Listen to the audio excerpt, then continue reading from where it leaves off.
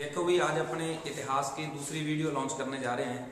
तो इस वीडियो के अंदर अपने देखेंगे कि इतिहास को अपने कितने भागों में डिवाइडेशन कराएंगे समय के आधार पर। जैसे समय बीतेगा उसके आधार पर अपने ना इतिहास सब्जेक्ट को 3 भागों में डिवाइडेशन कर देंगे। कैसे भाई? पहला जो इतिहास होता है इसको बोल देते हैं अपने प्राचीन इतिहास। कौन सा इतिहास भाई? प्राचीन इतिहास। फिर इसके बाद क्या आता है? मध्यकालीन इतिहास आता है। कौन सा इतिहास आ गया? मध्यकालीन इतिहास। फिर इसके बाद आता है आधुनिक इतिहास, मतलब कहने का भावार्थ जो आजकल चल रहा है इसको अपने ऐड कर देंगे पास्ट में जाकर, तो उसको क्या बोल देंगे? आधुनिक इतिहास। मध्यकालीन इतिहास के अंदर अपने भारत की हिस्ट्री पे, मतलब भारत के इतिहास पर सबसे ज्यादा प्रभाव छोड़ने वाला जो वंश है ना अपना भी, वो है कि मुगल वंश। कौन सा वंश है? मुगल वंश। ये मुगल वंश जो है ना भारत में 1526 ईस्वी में आता है और 1857 ईस्वी तक चलता है। यानी मध्यकालीन इतिहास में सबसे बड़ा टॉपिक अपना मुगल वंश। मुगल वंश कब से कब तक चलेगा? 1526 से लेकर 1857 तक।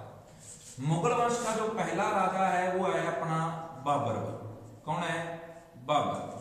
और मुगल वंश का जो अंतिम राजा है वो है बहादुर शाह जफर द्वितीय।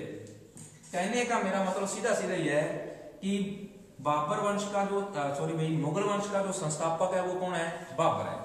और मुगल वंश का जो अंतिम जो राजा है, किंग है, वो कौन है जी? बहादुर शाह जफर सेकंड। ओके बात भाई?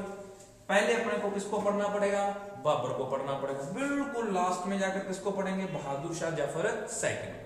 यहां से एक प्रश्न और निकलता है अपना कि 1857 की क्रांति जब भारत के अंदर होती है तब भारत का मुगल बादशाह कौन था? बहादुर शाह जफर सेकंड था। कौन था? बहादुर शाह जफर सेकंड था। और भारत में मुगल वंश का संस्थापक कौन है जी? कौन है भाई? बाबर है। अब अपने स्पेशल किसके बारे में पढ़ेंगे जी? बाबर के बारे में पढ़ेंगे। बाबर जो था ना भाई, ये विदेशी था। यानी मुगल वंश मुसलमानों की कैटेगरी है, तो कैटेगरी में पहला राजा आ गया बाबर। बाबर भारत का नहीं है। ये देखो जी, अपने बात करते हैं भारत की। ये भारत है जी आज का, मतलब वर्तमान भारत है ये वाला। ठीक है अभी इस वर्तमान भारत से अगर अपने ये वाली सीमा हटा दें और इसको सीधा करके ऐसे लेके जाएं, ये बनता है अपना प्राचीन भारत। कौन सा भारत भाई? प्राचीन। प्राचीन का मतलब आप समझ गए होंगे, पुराना भारत। पुराने भारत के अंदर क्या आता था? पाकिस्तान आपको पता 14 अगस्त 1947 से भारत से अलग हुआ भाई। और अफगानिस्तान जो 1896 में भारत से अलग हुआ, उसकी बात कर रहा हूं। ये आ गया शुरू पाकिस्तान, ये आ गया शुरू अपना अफगानिस्तान, और ये आ गया जी अपना इराक। कौन सा आ गया जी? इराक। इसके और इसके बीच में एक जगह है जिसका नाम है जी फरगना। कौन सा नाम है जी? फरगना। और फरगना कहां पे है जी? आजकल पाकिस्तान के अंदर है। ठीक है जी। तो यहां से मुगल वंश की नींव रखी जाती है, मतलब यहां से बाबर भारत की ओर आएगा। समझे बात को? क्या भाई इस जगह पे किसका जन्म हुआ जी? बाबर का जन्म हुआ। बाबर का अपने बायोडाटा सारा निकालागा, पिता कौन है, माता कौन है, जन्म कब, उसके बारे में। मतलब अफगानिस्तान का है कौन भाई? बाबर। समझे बात को? क्या भाई अब देखते हैं कि बाबर क्या है। बाबर का जो जन्म होता है वो जगह आपको बताई थी, दोबारा फिर रिपीट कर लेते हैं अपने, वो है जी फरगना। फरगना वर्तमान में कहां पे है जी? अफगानिस्तान में। यानी बाबर की जन्म की जगह कौन सी है? फरगना। और फरगना कहां पे है जी? अफगानिस्तान के अंदर है। इसका जो जन्म होता है, जन्म की जो डेट है अभी अपने बात करांगा, वो है जी 14 फरवरी 1483 ईस्वी है। यानी 14 फरवरी 1487, मतलब वैलेंटाइन डे वाले दिन हो रहा है। कौन भाई? बाबर। बाबर का जो पिता है वो है उमर शेख मिर्जा। उमर शेख मिर्जा। और इसकी जो माता है वो है पुतुल नगीर इसकी क्या है जी, माता। ठीक है भाई, ये जो उमर शेख मिर्जा है ना, ये तैमूर वंश का है। कौन से वंश का है? तैमूर वंश का है भाई। इसकी जो माता है वो है चंगेज वंश की। कौन से वंश की है भाई? चंगेज वंश की है। इन दोनों के वंश का खून इसके बीच दौड़ रहा है। किसके बीच? बाबर के बीच भाई। तो बाबर का जो वंश बनता है ना, वो बनता है चंगताई वंश। यानी बाबर कौन से वंश से संबंधित है भाई? चंगताई वंश से संबंधित है। बाबर के जन्म की जगह फरगना अफगानिस्तान है। इसका जन्म 14 फरवरी 1483 ईस्वी में। पिता उमर शेख मिर्जा, माता कुतुल नगीर है। इसका वंश तैमूर है, इसका चंगेज है। अगर बाबर के खुद का वंश अगर पूछते हैं तो वो कौन सा वंश है जी? चंगताई वंश से संबंधित है। कौन भाई? बाबर। इतनी बात ओके भी। अब क्या हुआ, समय आया भाई 1494 का, इसके पिता की होगी भाई मृत्यु। ओके बात। तो बाबर फरगना का जो शासक बनता है ना, शासक मतलब राजा बनता है ना, वो बनता है 1494 में। उम्र बनती है इसकी 11 वर्ष। ओके बात। अब क्या हुआ, बाबर ने ना इस और आक्रमण करना शुरू करेगा। जैसे मतलब 11 वर्ष की आयु में वो राजा बनता है, अपनी तत्कालीन परिस्थितियों, अपनी तत्कालीन परिस्थिति कहने का भाव, अपनी स्थिति, आर्थिक, राजनीतिक, भौगोलिक स्थिति देखकर वो इस ओर दौड़ेगा। इस ओर मतलब भारत की ओर आएगा। कैसे आता है? इसके पीछे रीजन क्या है कि इराक में ना एक वंश है जिसका नाम है सफवी वंश। कौन सा वंश है? सफवी वंश। ये जो इराक में सफवी वंश बैठा है ना, ये शक्तिशाली है। शक्तिशाली पूछे तो कहने का मतलब है बाबर से वो ज्यादा शक्तिशाली। इसके पास सैनिक शक्ति ज्यादा है, आर्थिक शक्ति ज्यादा है, भूगोलिक स्थिति में भी इराक का सफवी वंश वेरी गुड है। समझे बात को इसको भाई। अब वो क्या करता था, फरगना के ऊपर मतलब बाबर के ऊपर आक्रमण करता था और बाबर को नुकसान पहुंचा के वापिस चला जाता था। अब आप बताओ, बाबर को ऊपर जाना चाहिए कि नीचे आना चाहिए? क्योंकि नीचे तो भारत वाले नलायक बैठे सारे भी, तो किस ओर आएगा वो वाला भाई? नीचे की ओर आएगा। पहला आक्रमण वो करता है 1504 में, काबुल पर आक्रमण करेगा। यानी बाबर ने काबुल को कब जीता? 1504।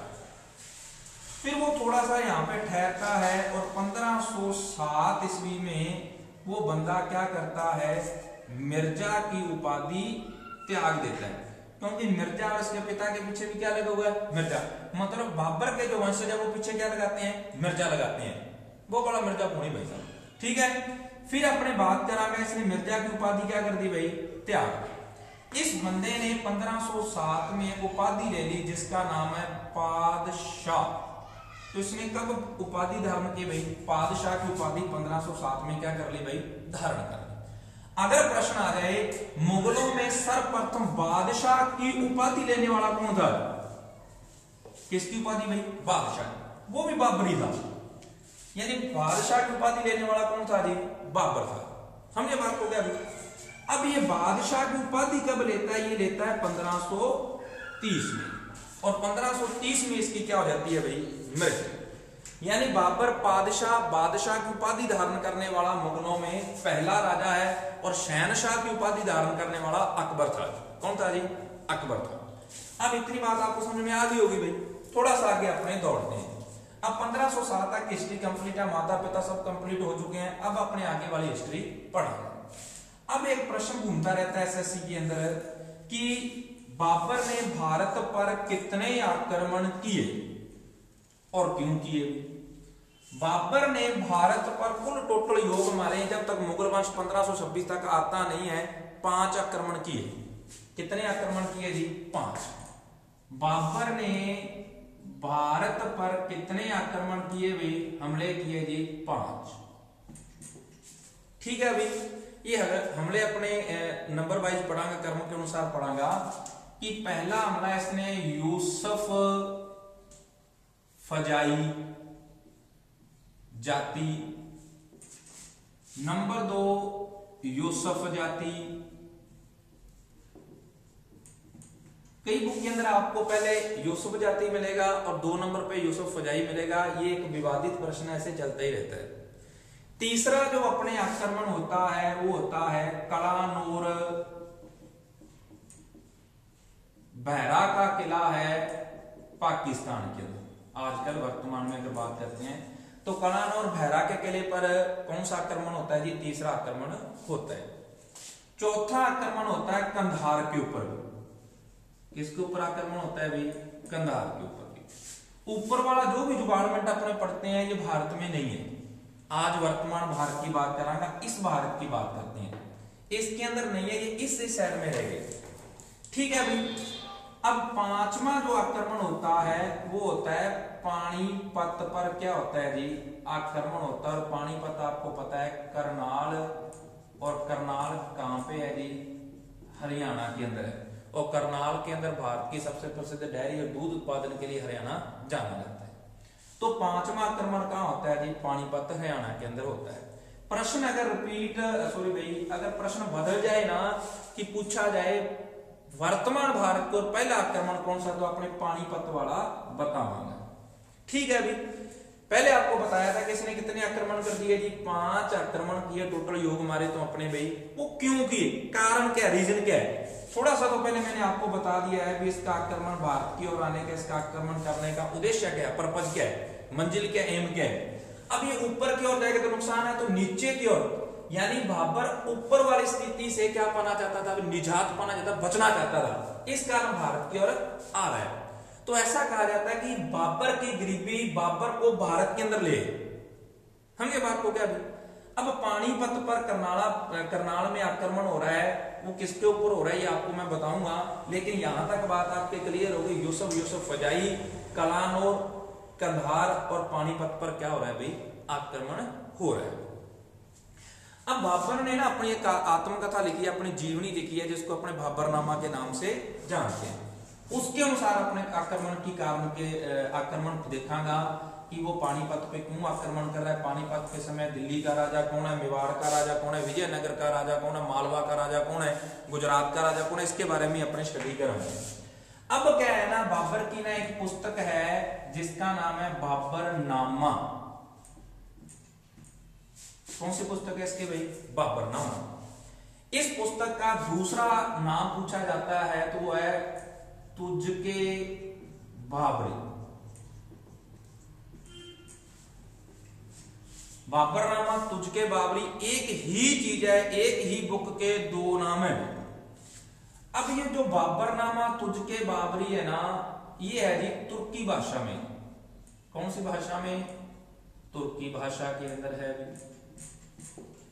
अब प्रश्न अगर आपसे आ जाए कि जो मुगल थे, मुगल दरबार में जो भाषा चलती थी, उर्दू चलती थी, फारसी चलती थी, कौन सी भाषा चलती थी? तो आपका उत्तर होना चाहिए कि मुगल दरबार की जो भाषा थी ना वो फारसी भाषा थी। कौन सी भाषा थी भाई? फारसी। अब इस बाबरनामा का इंग्लिश के यानी इस इंग्लिश के अंदर अनुवाद करने वाली जो महिला थी ना वो थी बैबरीन। यानी बाबरनामा को इंग्लिश में ट्रांसलेट करने वाली कौन महिला है जी? बैबरीन। नाम ही लग रहा है भी अंग्रेजन है ये वाली, मतलब अंग्रेज है। बैबरीन, बै से बाबरनामा और बै से बैबरीन बनता, मतलब इंग्लिश में इसको ट्रांसलेट करने वाली है। इस बाबरनामा को फारसी भाषा के अंदर ट्रांसलेट करने वाला था अब्दुल रहीम खान खाना। यानी इसको फारसी भाषा में ट्रांसलेट करने वाला कौन है जी? अब्दुल रहीम खान खाना है। और खान खाना है अकबर का दत्तक पुत्र। कौन है भाई? दत्तक पुत्र। ओके बात भाई। अपने वापिस लौटते हैं किसके ऊपर भाई? बाबरनामा के ऊपर। बाबर से प्रश्न पूछा गया कि आपने भारत पर आक्रमण क्यों कर रहे हो? तो बाबर ने कहा कि मैं भारत पे आक्रमण नहीं कर रहा, मेरे को तो आक्रमण करने के लिए कोई बुला रहा है कि आप भारत पे आके आक्रमण करो। तो कौन आक्रमण करने के लिए बाबर को बुला रहा है? तो बाबरनामा कह रही है कि मेरे को ना मेवाड़ का राजा राणा सांगा बुला रहा है। कौन बुला रहा है भाई? राणा सांगा। राणा सांगा का दूसरा नाम है संग्राम सिंह फर्स्ट। क्या नाम है जी? संग्राम सिंह फर्स्ट। ये मेवाड़ का राजा बनता है 1509 से 1528 तक। यानी बाबर ने कहा कि मेरे को तो मेवाड़ का राजा राणा सांगा बुला रहा है, मैं खुद नहीं आ रहा। दूसरा उसने कहा भी जब बाबर भारत पे आक्रमण करता है ना, तो उस समय दिल्ली का राजा है और दिल्ली का अफगान राजा है। कौन सा राजा है जी? अफगान राजा है। दिल्ली का अफगान राजा है और लोधी इसका वंश है, जिसका नाम है इब्राहिम लोधी। क्या नाम है? इब्राहिम लोधी। वैसे अफगान है, वंश इसका लोधी है, और लोधी वंश की जो नींव रखने वाला है वह है बहलोल लोधी। कौन है? बहलोल लोधी। और इसने नींव रखी थी लोधी वंश की 1451 में, यानी 1451 के अंदर लोधी वंश की नींव रखने वाला कौन है? बहलोल लोधी। समय के अनुसार अपने इंपोर्टेंट कौन है भाई? इब्राहिम लोधी। तो दिल्ली का राजा कौन है भाई? इब्राहिम लोधी है। अब इब्राहिम लोधी का एक बंदा है आलम खां लोधी। आलम खां लोधी, आलम खां लोधी है, और एक है जी दौलत खां लोधी। कौन है भाई? दौलत खां लोधी। इसके चाचा और भतीजा है बड़े। अब ये वाले दोनों बाबर को बुला रहे हैं। इस बात की जानकारी अपने को कहां से मिल रही है जी? बाबरनामा से मिल रही है। अब इब्राहिम लोधी ने इन दोनों को लाहौर की जागीर दे रखी है। कहां की जागीर दे रही है अभी? लाहौर की। यानी ये दोनों कहां बैठे हुए हैं भाई? लाहौर के अंदर बैठे हुए हैं, और वहीं से बाबर को बुला रहे हैं कि आप कहां पे आक्रमण करो जी? भारत के ऊपर आक्रमण करो। इन दोनों के कहने पे बाबर ने भारत पर आक्रमण किया, और आक्रमण करने की जो जगह थी ना, वो खैबर दर्रा रखा गया। कौन सा दर्रा भाई? खैबर दर्रा। खैबर दर्रा कहां पे है जी? जम्मू कश्मीर के अंदर है। कहां पे है जी? जम्मू कश्मीर के अंदर। ये प्रश्न एसएससी के अंदर आया हुआ है, सेकंड ग्रेड के अंदर भी आया हुआ प्रश्न है कि जो खैबर दर्रा कहां पे है? जम्मू कश्मीर में है। इस दर्रे के माध्यम से बाबर भारत के अंदर एंट्री मार रहा है।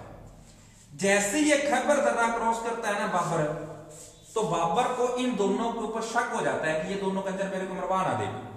तो बाबर वापिस चला जाता है। क्या चला जाता है जी? वापिस। बाद में दोबारा आता है। कहां पे भाई? पानीपत पर आक्रमण करने के लिए। पानीपत का युद्ध कब हो रहा है? 1526 के अंदर हो रहा है। यानी बाबर के अनुसार ये दोनों मेरे को भारत पर आक्रमण करने के लिए बुला रहे हैं। ये बात इनकी बिल्कुल जायज है, सही है। बाबरनामा की ये बात गलत है, क्योंकि इस चीज का कहीं और विवरण मिलता ही नहीं है कि बाबर को भारत पर आक्रमण करने के लिए कौन बुला रहा है भाई? राणा सांगा बुला रहा है। ओके बात भाई? इन दोनों कारणों से बाबर भारत पर आक्रमण करने के लिए आ रहा है। तीसरा जो मेन रीजन है भारत का पर आक्रमण करने का बाबर का, वो है बाबर की गरीबी। यानी बाबर का कमजोर होना बाबर को भारत की ओर ले जा रहा है। ओके अभी चाहे कुछ भी हो, भारत पर 1526 में पानीपत का एक क्या होता है भाई? युद्ध होता है।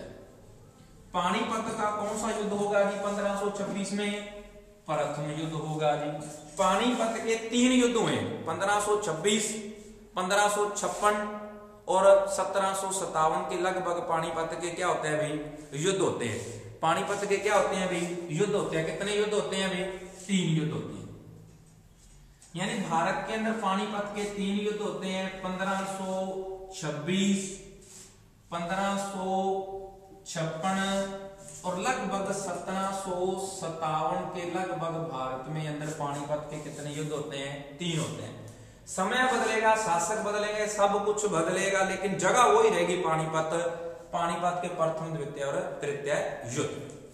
पानीपत का अपने प्रथम युद्ध है वो इब्राहिम लोधी बाबर के बीच है। द्वितीय जो युद्ध है वो है जी अकबर और हेमू के बीच होता है। किसके बीच होता है? हेमू के बीच होता है। और भारत की गद्दी पे बैठने वाला अंतिम हिंदू राजा कौन था जी?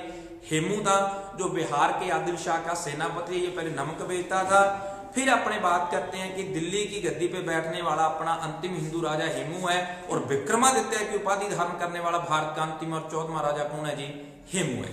वो पानीपत का द्वितीय युद्ध क्या हो गया था भाई? हार गया। कौन भाई? हेमू। फिर अपने आगे बात करांगे जब अपने अकबर पढ़ागा, ठीक है भी